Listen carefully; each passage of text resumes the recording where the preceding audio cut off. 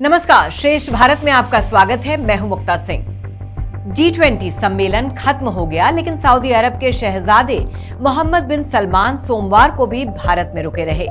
उन्हें भारत ने अपना राजकीय मेहमान बनाया। सोमवार को ही पीएम मोदी और मोहम्मद बिन सलमान के बीच द्विपक्षीय वार्ता भी हुई। दोनों देशों के बीच संबंधों के हिसाब से ये मीटिंग बेहद अहम थी। अब तक भारत और सऊदी अरब के बीच करीब 5,000 करोड़ डॉलर का आयात और निर्यात हो रहा है। सऊदी अरब का भारत को निर्यात करीब 4,200 करोड़ डॉलर का है, जबकि भारत सऊदी अरब को 1,000 करोड़ डॉलर से भी ज्यादा का निर्यात करता है।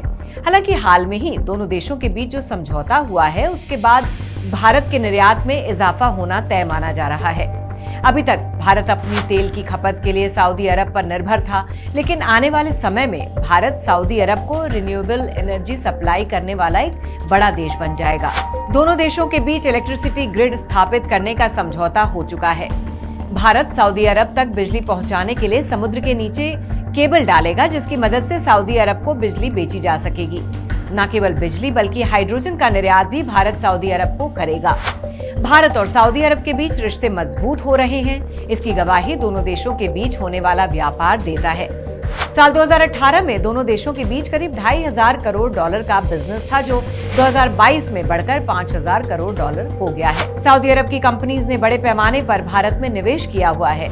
सऊदी अरब की कंपनीज ने भारत में 300 करोड़ अमेरिकी डॉलर का निवेश किया है, जबकि भारतीय कंपनीज ने सऊदी अरब में 200 करोड़ डॉलर का निवेश किया है।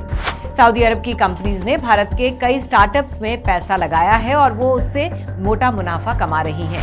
आने वाले वक्त में सऊदी कंपनीज और भी भारतीय कंपनीज में निवेश करेंगी, क्योंकि उन्हें मालूम है कि भारतीय कंपनीज में लगाए पैसे के डूबने का चांस ना के बराबर है। मोहम्मद बिन सलमान दूसरी बार भारत आ रहे हैं। इससे पहले वो साल 2019 में भारत आए थे और इस बार उन्हें राजकीय मेहमान बनाकर भारत ने और भी सम्मान दिया है। बीते साल में पीएम मोदी सऊदी अरब को अपने खेमे में लाने में कामयाब होते नजर आ रहे हैं। हाल में ही G20 सम्मेलन में पीएम मोदी, अमेरिकी राष्ट्रपति जो बाइडेन और मोहम्मद बिन सलमान की एक तस्वीर सामने आई थी, जिसमें मोदी जो बाइडेन और मोहम्मद बिन सलमान के हाथों को मिलवाते हुए दिख रहे हैं। दरअसल पिछले कुछ साल में अमेरिका और सऊदी अरब के रिश्तों में तल्खी आई है और सऊदी अरब अमेरिका से दूर चला गया। इसका पूरा फायदा चीन ने उठाया और उसने सऊदी अरब और ईरान के बीच ऐतिहासिक समझौता करा दिया, जिसकी वजह से सऊदी अरब को चीन के करीब समझा जाने लगा।